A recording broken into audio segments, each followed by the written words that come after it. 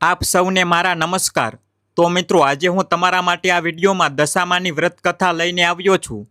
તો પ્રેમથી બોલો દશામાની જય હો। મિત્રો, એક સમયની વાત છે। એક ગામમાં એક સાસુ અને વહુ રહેતા હતા। વહુનો પતિ વિદેશમાં હતો। એક દિવસ સાસુએ વહુને અગ્નિ લાવીને જમવાનું બનાવવાનું કહ્યું। વહુ ગામમાં અગ્નિ લેવા ગઈ, પણ કોઈએ તેને અગ્નિ આપી નહીં અને કહ્યું કે જ્યાં સુધી દશામાની પૂજા નહીં થાય ત્યાં સુધી અગ્નિ નહીં મળે। વહુ ખાલી હાથે ઘરે પાછી આવી અને સાસુને કહ્યું કે ગામમાં દશામાની પૂજા છે એટલે કોઈએ અગ્નિ આપતું નથી। સાંજ પડી, સાસુ અગ્નિ લેવા ગામમાં ગઈ ત્યારે સ્ત્રીઓએ તેને કહ્યું કે સવારે વહુ આવી હતી, પરંતુ અમારે ત્યાં પૂજા થઈ ન હતી, તેથી આ કારણે અગ્નિ આપી શક્યા નહીં। સાસુ અગ્નિ લઈને ઘરના દરવાજે પહોંચી જ હતી કે એક વ્યક્તિ વાછરડું લઈને આવ્યો અને તેની પાછળ પહેલીવાર વિયાયેલી ગાય હતી। તેને પૂછ્યું, આ ગાય શું પહેલોતર વિયાયેલી છે? માણસે કહ્યું, હા, વાછરડું છે। સાસુએ વહુને કહ્યું, આપણે બંને પણ દોરા લઈએ અને વ્રત કરીએ। બંનેએ દોરાની પૂજા કરી। સાસુ અને વહુએ 10 અથવા 20 ફરા બનાવ્યા। 21મો એક મોટો ફરો ગાયને આપી દીધો। પૂજન કર્યા પછી સાસુ વહુ બંને પારણા કરવા બેઠા। એ જ સમયે ડોશીમાના દીકરાએ અવાજ લગાવ્યો। સાંભળીને માએ મનમાં કહ્યું, હું પારણા કરી લઈશ, પછી જઈને દરવાજો ખોલીશ। વહુએ પોતાની થાળીનું અન્ન આમ તેમ કરીને ફટાફટ પાણી પીને ઊભી થઈ ગઈ અને જઈને દરવાજો ખોલ્યો। પતિએ પૂછ્યું, માતા ક્યાં છે? સ્ત્રીએ કહ્યું, તે તો હજુ પારણા કરી રહી છે। પતિ બોલ્યો, આટલા દિવસો સુધી ન જાણે તું કેવી રીતે રહી હોઈશ? માતા લાવશે ત્યારે જ પાણી પીશ। માતા પારણા કરીને પોતાની થાળી ધોઈને પી ચૂકી હતી। પછી દીકરા પાસે ગઈ। માતાએ થાળી પીરસી। દીકરો જમવા લાગ્યો। હાથમાં પહેલો કોળિયો લીધો કે ફરાના ટુકડા જે વહુએ થાળીમાંથી ફેંકી દીધા હતા તે ઉછળીને તેની સામે આવવા લાગ્યા। તેણે માને પૂછ્યું, આ શું છે? મા બોલી, વહુ જાણે। સાંભળતા જ દીકરો ગુસ્સાથી લાલચોળ થઈ ગયો। બોલ્યો, જેના ચરિત્રની તું સાક્ષી નથી તેને અત્યારે જ ઘરમાંથી બહાર કાઢ। માતાએ પુત્રને દરેક રીતે સમજાવ્યું, પરંતુ તેણે એક ના માની। તે એ જ કહેતો રહ્યો, તેને કાઢો, હું તો જ ઘરમાં જ રહીશ। માએ વિચાર્યું, વહુને થોડી વાર માટે બહાર કરી દઉં છું, આટલામાં દીકરાનો ગુસ્સો શાંત થઈ જશે। તેણે વહુને કહ્યું, ઉંબરાની બહાર જઈને ઓસરીની નીચે ઊભી રહે। જ્યારે વહુ ઊભી રહી તો ઓસરી બોલી, દશામાના વિરોધીને હું છાંયો ન આપી શકું। તે ત્યાંથી કચરા પર જઈને ઊભી રહી। ત્યારે કચરો બોલ્યો, આટલો ભાર કચરાનો નથી જેટલો તારો છે, ચાલ હટ, ઊભી થા। આ રીતે તે જ્યાં પણ જતી ત્યાંથી હટાવવામાં આવતી હતી। તે ખૂબ દુઃખી થઈને જંગલમાં ભાગી ગઈ। જંગલમાં ભૂખી તરસી ભટકતી તે એક અવાવરું કૂવામાં જઈને પડી, પણ તેને વાગ્યું નહીં। તે નીચે જઈને બેસી ગઈ। એ જ સમયે રાજા નળ શિકાર કરતાં ત્યાં આવી પહોંચ્યા। તેમની સાથેના બધા લોકો તેમનાથી વિખૂટા પડી ગયા હતા। તેઓ તરસ્યા ભટકતા એ જ કૂવા પાસે આવ્યા જેમાં વહુ પડી હતી। રાજા નળના ભાઈએ કૂવામાં લોટો નાખ્યો તો વહુએ એ લોટો પકડી લીધો। ત્યારે ભાઈએ રાજાને કહ્યું કે આ કૂવામાં તો કોઈએ લોટો પકડી લીધો છે। ત્યારે રાજાએ કૂવા પાસે જઈને કહ્યું, ભાઈ, તું જો પુરુષ છે તો મારા ધર્મનો ભાઈ છે, જો સ્ત્રી છે તો મારી ધર્મની બહેન છે, જે પણ હોય બોલ। સ્ત્રીએ અવાજ આપ્યો। રાજાએ તેને કૂવામાંથી બહાર કઢાવીને હાથી પર બેસાડીને પોતાની રાજધાનીમાં લઈ આવ્યા। મહારાજને મહેલો તરફ આવતા જોઈને મહારાણીને ખબર આપી કે મહારાજ આવી રહ્યા છે અને એક રાણી સાથે લાવી રહ્યા છે। રાણી ખૂબ દુઃખી થઈ ગઈ। મહારાજ સામે આવી પહોંચ્યા ત્યારે રાણીએ વિનયભાવથી કહ્યું, મહારાજ, મારાથી એવી તે શું ભૂલ થઈ ગઈ કે તમે મારી હાજરીમાં બીજા લગ્ન કરીને લાવ્યા છો? આ સાંભળીને નળે હસીને કહ્યું કે આ તારી શોક્ય નથી, મારી બહેન છે। આ સાંભળતા જ રાણીનો ચહેરો ખીલી ઉઠ્યો। રાજાએ તેનું નામ મોહબોલી બહેન રાખ્યું અને તેના માટે અલગથી મહેલ બંધાવી દીધો। એક દિવસ રાજાની એક ઘોડી વિયાઈ ત્યારે મોહબોલી બહેને પોતાની દાસીઓને પૂછ્યું, ઘોડી પહેલોતર વિયાઈ છે કે બીજી કે ત્રીજી વાર? તેમણે જવાબ આપ્યો, વિયાઈ તો પહેલી વાર છે। ત્યારે તેણે રાણીને કહ્યું, આવો ભાભી, આપણે બંને દશામાના દોરા લઈએ। રાણીએ પૂછ્યું, કોના દોરા અને કેવા દોરા, એ મને સમજાવો। ત્યારે તે બોલી, દશામાના વ્રતનો નિયમ છે કે પહેલીવાર જ્યારે ગાય કે ઘોડી કે સ્ત્રીની પ્રસૂતિ સાંભળે ત્યારે દોરો લઈને વ્રત શરૂ કરે. નવવ્રત કર્યા પછી 10મા દિવસે તે દોરાનું ભોજન કરીને વિસર્જન કરે. આની સાથે જ તેણે તેને પારણાના નિયમો પણ બતાવ્યા. ત્યારે રાણી બોલી, નણંદજી, આ કેવું વ્રત છે? નણંદ બોલી, ભાભી, તમારે જે કહેવું હોય તે કહી લો, પરંતુ વ્રત વિશે કંઈ ન કહો. હું આ વ્રતના કારણે જ રજડતી ફરી અને તમારા દેશમાં આવી છું. આવું કહીને શ્રદ્ધાપૂર્વક દોરો લીધો. 9 દિવસ સુધી 9 વ્રત કર્યા, 9 વાર્તા કથા સાંભળી. 10મા દિવસે વિધિગત પૂજન કર્યું, ગોળા ફરા બનાવ્યા અને સાંજે પારણા કરવા બેઠી.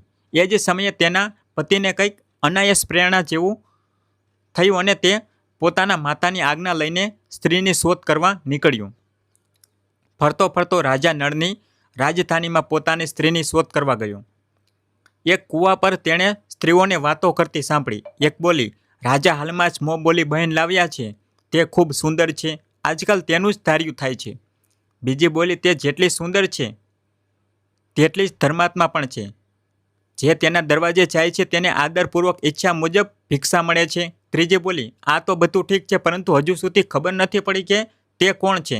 વાતો સાંભળીને તે સાધુનો વેશ ધારણ કરીને રાજા નળની મોં બોલી બહેનના મહેલના દ્વાર પર પહોંચ્યો અને અવાજ લગાવ્યો તો પ્રબંધ કરતાં તેણે ભિક્ષા આપવા લાગ્યા. તેણે ભિક્ષા લેવાની ના પાડી દીધી અને કહ્યું, જ્યારે ભિક્ષા આપનારી જાતિ આવીને ભિક્ષા આપશે ત્યારે જ લઈશ. ત્યારે લોકોએ તેને કહ્યું, અત્યારે તે દશામાનું વ્રત કરીને પારણા કરી રહી છે, ત્યાં સુધી રોકાઈ જાઓ. તે ચૂપચાપ બેસી રહ્યો. પારણા કરી લીધા પછી તે મુઠ્ઠીમાં મોતી ભરીને લાવી, પરંતુ પતિને ઓળખીને હસતી હસતી પાછી ફરી ગઈ. બંનેએ એકબીજાને ઓળખી લીધા. રાણીએ નણંદને હસતી જોઈને પૂછ્યું, આજે આ પરદેશીને જોઈને હસી તેનું કારણ શું છે? તેણે જવાબ આપ્યો, તે તો આપણા જ ઘરવાળા છે. રાણીએ રાજાને કહ્યું, તમારી મોં બોલી બહેનના ઘરવાળા આવ્યા છે. રાજાએ કહ્યું, તેમને કહી દેવામાં આવે કે ઘરે જઈને તે ત્યાંથી પોતાની હેસિયત પ્રમાણે આવે, પછી તે તેમની વિદાય કરશે. તે પાછો જતો રહ્યો. તેણે પોતાની માતા પાસે જઈને કહ્યું, તમારી વહુ રાજા નળને ત્યાં મોં બોલી બહેન બનીને રહી છે, નિયમ ધર્મથી દિવસો વિતાવે છે. ત્યારે માતાએ આજ્ઞા આપી કે તું તેને લઈ આવ. તે ડોલી કહારો સાથે ફરીથી રાજા નળના નગરમાં ગયો. રાજાએ સંબંધની હેસિયતથી તેનું સ્વાગત કર્યું અને થોડા દિવસ મહેમાનગતિ કરીને વિધિપૂર્વક બહેનની વિદાય કરી. જ્યારે તે મહેલમાંથી બહાર નીકળીને ચાલવા લાગી ત્યારે મહેલ પણ તેની પાછળ પાછળ ચાલવા લાગ્યો. રાણી બોલી, નણંદજી, તમે ચાલ્યા અને મારો આખો મહેલ પણ સાથે લઈને ચાલ્યા. જરા પાછળ વળીને જોતા જાઓ. તેણે જોઈ તો રાજાનો સંપૂર્ણ વૈભવ લુપ્ત થઈ ગયો. તે સ્ત્રી તો પોતાના પતિ સાથે જઈને આનંદથી રહેવા લાગી, પરંતુ રાજા નળની આ હાલત થઈ ગઈ કે તે બંને કામળો અને ગોદડી ઓઢીને ફરવા લાગ્યા. ત્યારે રાજા નળ બોલ્યા, રાણી, જ્યાં રાજ કર્યું ત્યાં આ દશામાં રહેવાય નહીં, એટલે અહીંથી જવું જ યોગ્ય છે. રાણી પતિવ્રતા હતી. રાજા રાણી બંને મહેલમાંથી નીકળી ગયા. ચાલતા ચાલતા એક ગામ પાસે પહોંચ્યા. ત્યાં બોરડીના વૃક્ષોમાં સારા સારા બોર લાગ્યા હતા. રાજા રાણી બંને ભૂખ્યા હતા. બોર વીણવા લાગ્યા, પરંતુ બોર લોખંડના થઈ જતા. આ જ રીતે રાજા અને રાણી જે પણ વસ્તુને હાથથી અડતા તે કાકરા, પથ્થર વગેરે થઈ જતી. રાજા રાણી આગળ વધ્યા. રસ્તામાં તેમને એક વાણિયો મળ્યો. તેણે રાજા નળને ઓળખીને રાજા રાણીને લોટ આપ્યો. તે લોટ લઈને એક નદીના કિનારે ગયા. ત્યાં રાણી રસોઈ બનાવવા લાગી અને રાજા સ્નાન કરવા લાગ્યા. રાણીએ રોટલી શેકીને રાખી. જ્યારે રાજા આવ્યા અને જમવા બેઠા તો રોટલીઓ ઈટ થઈ ગઈ. રાજા રાણી ત્યાંથી ચાલીને પોતાની મોં બોલી બહેનને ત્યાં ગયા. બહેને સાંભળ્યું કે તેના ભાઈ ભોજાઈ આવ્યા છે. તો તેણે પૂછ્યું કે કેવા આવ્યા છે? તો લોકોએ કહ્યું, ફાટેલા તૂટેલા કપડામાં આવ્યા છે અને કેવા આવ્યા છે. આ સાંભળીને તેને ખૂબ શરમ આવી. તેણે તેમને એક કુંભારને ત્યાં ઉતારો આપ્યો. સાંજે થાળ શણગારીને બહેન જાતે ભાવથી મળવા ગઈ. તેણે સામે થાળ મૂક્યો તો ભોજાઈએ કહ્યું, આ થાળમાં જે કંઈ પણ હોય કુંભારના ચાકડા નીચે મૂકીને જતી રહી. તે થાળનો સામાન ચાકડા નીચે મૂકીને જતી રહી. થોડી વારમાં રાજાએ રાણીને પૂછ્યું, બહેન આવી હતી? રાણીએ કહ્યું, આવી તો હતી, પણ જે કંઈ લાવી છે મેં આ ચાકડા નીચે મુકાવી દીધું. રાજાએ જોયું, કાકરા પથ્થર સિવાય બીજું કંઈ જ ન હતું. રાજા સમજી ગયા કે આ બધું કુદશા છે. તેઓ આગળ ચાલીને પોતાના મિત્રના ઘરે ગયા. મિત્રએ સાંભળ્યું કે તેમના મિત્ર નળ આવ્યા છે, તો તેમને પૂછ્યું કેવા આવ્યા છે. લોકોએ કહ્યું કામણો ઓઢે, ગોદડી પાથરે, માંગી માંગીને ખાય એવા આવ્યા છે. મિત્રએ દુઃખી થઈને કહ્યું કોઈ વાંધો નહીં, જેવા આવ્યા છે આખરે મિત્ર આવ્યા છે, તેમને મહેલોમાં લઈ જાઓ. મિત્રએ ખૂબ પ્રેમભાવથી તેમનું સ્વાગત કર્યું, જમાડ્યા અને એક ઓરડામાં તેમના સૂવા માટે પલંગ પથરાવી દીધો. એ ઓરડામાં એક ખીટી પર નવલખો હાર લટકાવેલો હતો. અડધી રાત્રે રાજા સૂઈ ગયા. રાણીએ જોયું કે હારવાળી ખીટી પાસેની દિવાલમાં એક મોરનું ચિત્ર બનેલું છે. તે હારને ધીરે ધીરે ગળી રહ્યો છે. રાણીએ રાજાને જગાડીને આ દ્રશ્ય બતાવ્યું. ત્યારે રાજાએ કહ્યું અહીંથી ચૂપચાપ ભાગી જવું જ જોઈએ, નહીં તો સવાર પડતા જ ચોરીનો કલંક લાગી જશે. રાજા રાણી રાત્રે ઉઠીને ત્યાંથી ભાગી ગયા અને એક અન્ય રાજાની રાજધાનીમાં પહોંચ્યા. ત્યાં સદાવ્રત આપવામાં આવતું હતું. રાજા રાણી પણ રોકાયા. એ સમયે સદાવ્રત બંધ થઈ ચૂક્યું હતું. ત્યાંના અધિકારીઓએ કહ્યું આ લોકો ન જાણે ક્યાંથી હવે ભટકીને આવ્યા છે, મુઠ્ઠી મુઠ્ઠી ચણા આપી દો. આ પ્રકારે અનાદર અને ખરાબ શબ્દો સાથે દાન લેવાનું અસ્વીકાર કરતા રાજા રાણી બોલ્યા આવી કંજૂસી છે તો સદાવ્રત આપવાનું નામ જ શા માટે કરો છો? આના પર દાનાધ્યક્ષે કહ્યું રાજાને કંજૂસ કહો છો, આમને જેલમાં પૂરી દો. આ રીતે રાજા રાણીને કોટડીમાં બંધ કરી દેવામાં આવ્યા. જે કોટડીમાં રાજા રાણી હતા તેની સામે જ આમ રસ્તો હતો. એક મૈત્રાણી રાજાની ઘોડાર પાર કરીને એ જ રસ્તેથી નીકળતી હતી. એક દિવસ તે ખૂબ મોડી નીકળી.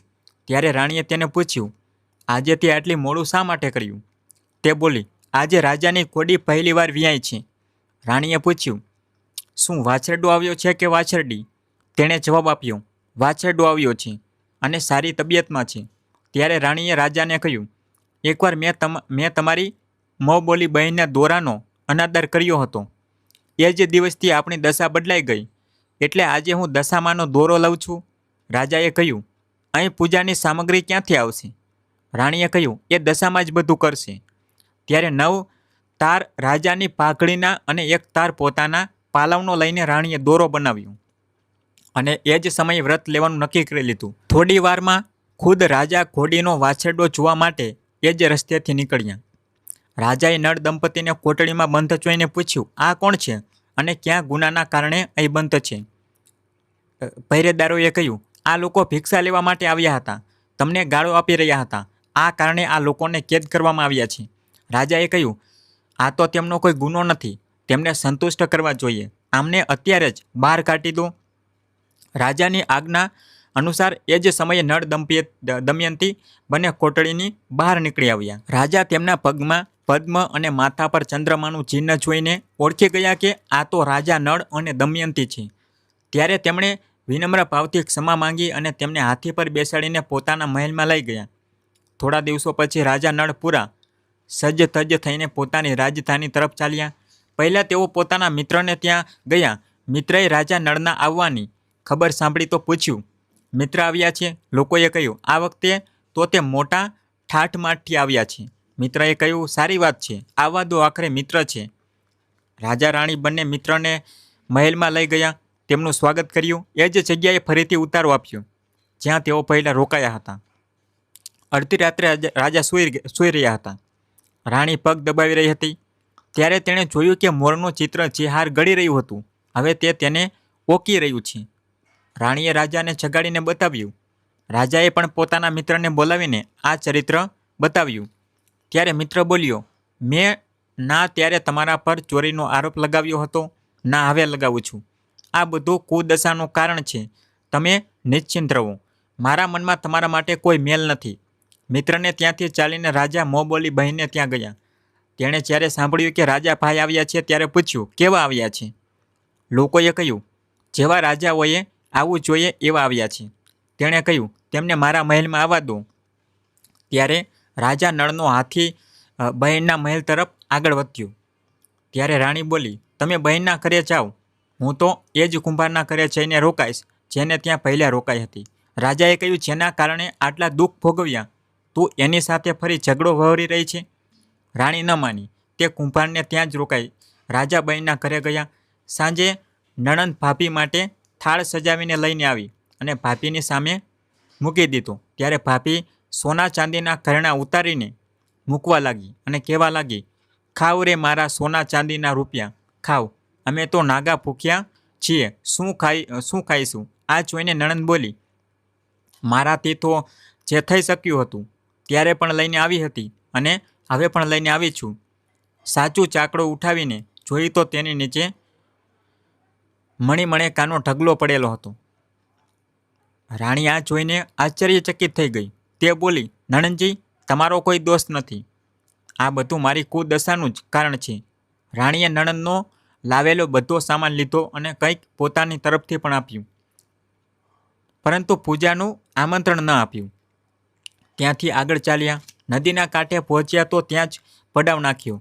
રાજાનું રસોડું સળગાવવામાં આવ્યું. ત્યારે ભોજન તૈયાર થયું. રાજા જમવા બેઠા એ સમયે તે રોટલીઓ જે ઈંટ થઈ ગઈ હતી તે ફરીથી રોટલીઓ થઈ ગઈ. ત્યારે રાજાએ પૂછ્યું, આ બધું શું કૌતુક છે? રાણી બોલી, આ એ જ રોટલીઓ છે જે એ દિવસે આપણા કામમાં નહોતી આવી. હું જો તમને કહેતી કે રોટલીઓ ઈંટ થઈ ગઈ તો તમે ન માનત. હવે ત્યાંથી સેના સાથે રાજા રાણી આગળ વધ્યા. ત્યારે રાજા નળની ફોજ પોતાની રાજધાની પાસે પહોંચી. ત્યારે બધાને પોતાના રાજાને ઓળખીને ખૂબ આનંદ થયો. તેઓ તેમને મહેલો તરફ લઈ ગયા. રાજા રાણીએ મહેલોમાં પ્રવેશ કરીને તરત જ દશામાની પૂજાનો પ્રબંધ કર્યો અને સૌભાગ્યવતી સ્ત્રીઓએ આમંત્રિત કરી. ભોગ માટે દરેક પ્રકારના પકવાન બનાવવામાં આવ્યા. લોટની વળેલી 10 બત્તીઓ, 10 ગોળ સાકરની ઘૂઘરા અને 10 અઠાવા સુહાગણોના પાલોમાં નાખવામાં આવ્યા. સુહાગણોને શણગાર આપીને દશામાની પૂજા શરૂ થઈ. કળશ સ્થાપિત કરવામાં આવ્યો. પ્રગટાવવામાં આવ્યો તો બત્તી ન પ્રગટી. ત્યારે પંડિતોએ વિચાર કરીને કહ્યું, જો કોઈ આમંત્રણ મેળવનાર આમંત્રણથી રહી ગયું હોય તો સ્મરણ કરવામાં આવે, તેના આવી ગયા પછી દીવડો પ્રગટશે. રાણીએ કહ્યું, મેં તો બધું જ આમંત્રણ અપાવી દીધું છે, ફક્ત મોંબોલી બહેનને આમંત્રણ નથી આપ્યું. રાજાએ ઝડપથી રથ મોકલીને મોંબોલી બહેનને બોલાવી લીધી. સુહાગણોને જમાડીને વિદાય કરવામાં આવી. એ જ સમયે રાજાએ રાજ્યમાં હુકમ જારી કર્યો કે હવેથી મારી આખી પ્રજા દશામાનું વ્રત કરશે અને આ પ્રકારે રાજા રાણીના રાજ્યમાં બધાએ દશામાની પૂજાપાઠ કરવાનું શરૂ કરી દીધું. હે દશામાતા, જેવા તમે નળ અને રાણીના કષ્ટ દૂર કર્યા એવા સૌના કષ્ટ દુઃખ દૂર કરજો, સૌની મનોકામના પૂરી કરજો. તો પ્રેમથી બોલો, દશામાની જય હો.